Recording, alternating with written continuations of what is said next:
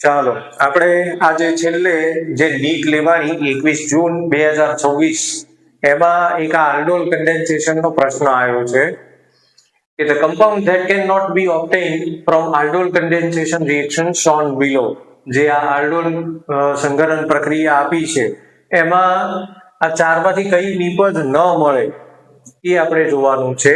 પ્રશ્ન પૂછાયો છે લાસ્ટ નીટમાં 21 જૂને જે લેવાય હમણાં એમાં. હવે આનું સોલ્યુશન સમજીએ બરાબર ધ્યાનથી. તમારું જે કોન્સન્ટ્રેશન છે બિલકુલ મારી પેનની ટીપ ઉપર રાખજો અને કાન મારા શબ્દો પર. હવે અહીંયા જે છે આ રિએક્શન આપી છે આપણને. આ આલ્ડોલ સંઘનન પ્રક્રિયા છે. એક કીટોન છે અને બીજો આલ્ડીહાઇડ છે, એટલે ફર્સ્ટ ઓફ ઓલ આ ક્રોસ આલ્ડોલ સંઘનન થાય, સમજી લો. બીજી વાત એ કે જે આ બેન્ઝાલ્ડીહાઇડ છે અહીંયા, એ બેન્ઝાલ્ડીહાઇડ માં તો કોઈ આલ્ફા હાઇડ્રોજન છે નહીં, બેન્ઝાલ્ડીહાઇડમાં આલ્ફા હાઇડ્રોજન નથી, એટલે એનું સેલ્ફ આલ્ડોલ કન્ડેન્સેશન ન થાય. તો કુલ મળીને વાત એ થશે કે આમાં આપણને બે નિપજ મળવાની. એક આ કીટોનનું સેલ્ફ આલ્ડોલ કન્ડેન્સેશન થશે અને બીજું એનું બેન્ઝાલ્ડીહાઇડ સાથેનું ક્રોસ આલ્ડોલ સંઘનન, ક્રોસ આલ્ડોલ કન્ડેન્સેશન થશે. તો ટોટલ બે પ્રોડક્ટ આપણને મળવાની છે. તો જોઈએ, સૌથી પહેલા કીટોનનું સેલ્ફ આલ્ડોલ પ્રોડક્ટ શું થાય એ આપણે જોઈએ. હવે જો આ પ્રશ્નને ઇઝીલી સોલ્વ કરવો હોય તો જે પ્રકારે આપણને આ બંધારણ આપ્યું છે, સ્ટ્રક્ચર આપ્યું છે, એને જરા આપણે થોડું અલગ રીતે લખીએ. સમથિંગ લાઈક ધીસ, આ રીતે. C double bond O C, એની સાથે બે આપણે મિથાઇલ સમૂહ લઈ લઈએ, CH2 CH2 CH2 અને આ રીતે એક્ઝેક્ટલી જે આ સ્ટ્રક્ચર છે ને આ રીતે આપણે લખી શકીએ. એનું સેલ્ફ આલ્ડોલ કન્ડેન્સેશન લખવાનું છે, એટલે બીજો અણુ આપણે સેમ એ રીતે લઈશું.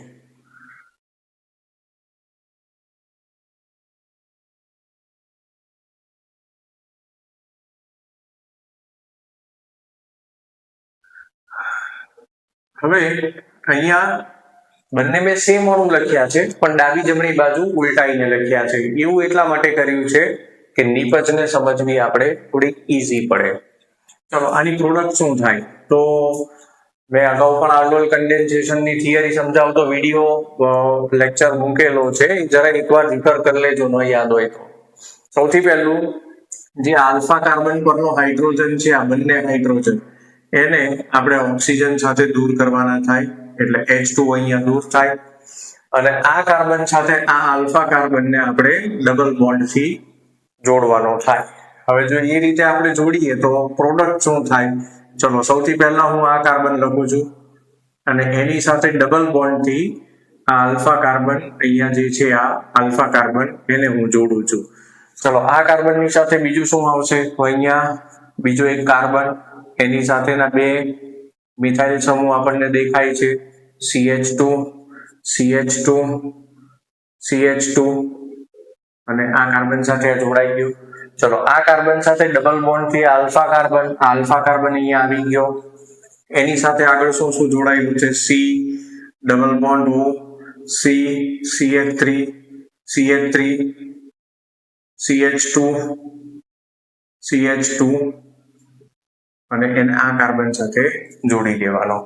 તો આ જે પ્રોડક્ટ મળી આપણને, આ જે નિપજ મળી, એ નિપજ આપણને ઓપ્શનમાં ક્યાંય દેખાય છે? તો યસ, એ નિપજ અહીંયા દેખાય છે, ઓપ્શન સી માં. અહીંયા જે મેં પ્રોડક્ટ લખી છે એ ઓપ્શન સી વાળું સ્ટ્રક્ચર છે. ઓકે, તો એનો મતલબ એ છે કે ઓપ્શન સી તો આપણો આન્સર નથી. કેમ નથી? તો કે આપણને તો એમ પૂછ્યું છે કે that cannot be obtained, that can't be obtained from the given reaction. આ રિએક્શન થી કઈ પ્રોડક્ટ ન મળી જોવાનું છે. તો આ પ્રોડક્ટ તો અહીંયા આપણને કીટોનના સેલ્ફ આલ્ડોલ કન્ડેન્સેશન થી મળી, એટલે એ આપણી પ્રોડક્ટ ન હોઈ શકે. ચાલો હવે ક્રોસ આલ્ડોલ કન્ડેન્સેશન જોઈએ આનું. તો ફરીથી પહેલા હું કીટોન લખીશ, C ડબલ બોન્ડ O, એની સાથે કાર્બનની સાથે બે મિથાઇલ સમૂહ લખીશ, CH3, ત્યાર પછી CH2 CH2 CH2 અને આ બંને જોડાઈ ગયા. તો આ કીટોનનું જે સ્ટ્રક્ચર છે મેં અહીંયા લખ્યું. એની સાથે છે બેન્ઝાલ્ડિહાઇડ. બેન્ઝાલ્ડિહાઇડને આપણે આ રીતે લખીશું C double bond O H. ચલો હવે આનું આપણે કરવાનું થાય ક્રોસ આલ્ડોલ કન્ડેન્સેશન. અને શું પ્રોડક્ટ થાય એની?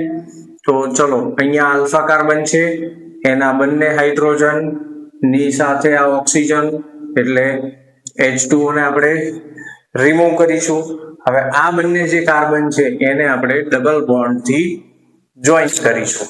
તો શું પ્રોડક્ટ થશે જોઈએ. ચાલો C double bond O C, એની સાથે બે મિથાઇલ સમૂહ CH2. હવે અહીંયા કાર્બનની સાથે આ કાર્બન આવશે અહીંયા ડબલ બોન્ડ થી, અને એની સાથે હાઇડ્રોજન તો ઓલરેડી છે જ, અને એની સાથે બીજો છે એરોમેટિક વલય, એટલે હું એને PH તરીકે ફિનાઇલ સમૂહ તરીકે લખી નાખું છું. ચલો તો જુઓ કે આ પ્રોડક્ટ જે મળી ક્રોસ આલ્ડોલ થી જે આપણને આ નીપજ મળી, આ નીપજ ઓપ્શનમાં આપણને દેખાય છે. તો યસ, બી અને ડી બંને આ જ પ્રોડક્ટ છે, એટલે આ પણ આન્સર ન થાય. બી માં જે આપણને સ્ટ્રક્ચર આપ્યું છે એ આ જ સંયોજન છે, ડી માં પણ જે સ્ટ્રક્ચર આપ્યું છે એ આ જ સંયોજન છે. તો બી અને ડી પણ જે છે એ આપણી પ્રોડક્ટ નથી, આપણો આન્સર નથી. તો હવે જે છે એક જ ઓપ્શન બાકી રહે છે, ઓપ્શન એ. તો એ આપણો આન્સર થશે. તો ઓપ્શન એ વાળું જે સ્ટ્રક્ચર છે એ આપણને આલ્ડોલ કન્ડેન્સેશન થી મળતું નથી. તો ફરીથી પ્રશ્નને બરાબર ધ્યાનથી સમજજો કે કયું જે કમ્પાઉન્ડ છે એ આના આલ્ડોલ કન્ડેન્સેશન થી નથી મળતું. એક કીટોન છે ને એક આલ્ડીહાઇડ છે, એટલે આ મામલો ક્રોસ આલ્ડોલ નો થાય. સૌથી પહેલા કીટોન ની આપણે સેલ્ફ આલ્ડોલ પ્રોડક્ટ લખી, એ આપણને ઓપ્શનમાં મળી, ઓપ્શન સી માં. બીજું કે બેન્ઝાલ્ડિહાઇડ નું સેલ્ફ આલ્ડોલ કન્ડેન્સેશન ન થઈ શકે, કારણ કે એની પાસે આલ્ફા હાઇડ્રોજન ની પ્રેઝન્સ જ નથી. તો હવે બીજી જે પ્રોડક્ટ લખવાની થાય કીટોન નું આલ્ડીહાઇડ સાથે આપણે ક્રોસ આલ્ડોલ કરીએ, તો આલ્ફા હાઇડ્રોજન બંને ઓક્સિજન સાથે આપણે H2O તરીકે દૂર કરીએ, અને આ બંને કાર્બનને દ્વિબંધી જો જોડીને લખીએ તો આપણને બી અને ડી વાળું જે સ્ટ્રક્ચર છે આ થાય છે, એટલે એ પણ મળે છે આપણને આલ્ડોલ પ્રોડક્ટમાં. તો કયું નથી મળતું? તો માત્ર ઓપ્શન એ એવું કમ્પાઉન્ડ છે કે જે આપણને આલ્ડોલ પ્રોડક્ટ થી મળતું નથી. તો ઓપ્શન એ આની અંદર આપણો કરેક્ટ આન્સર થશે.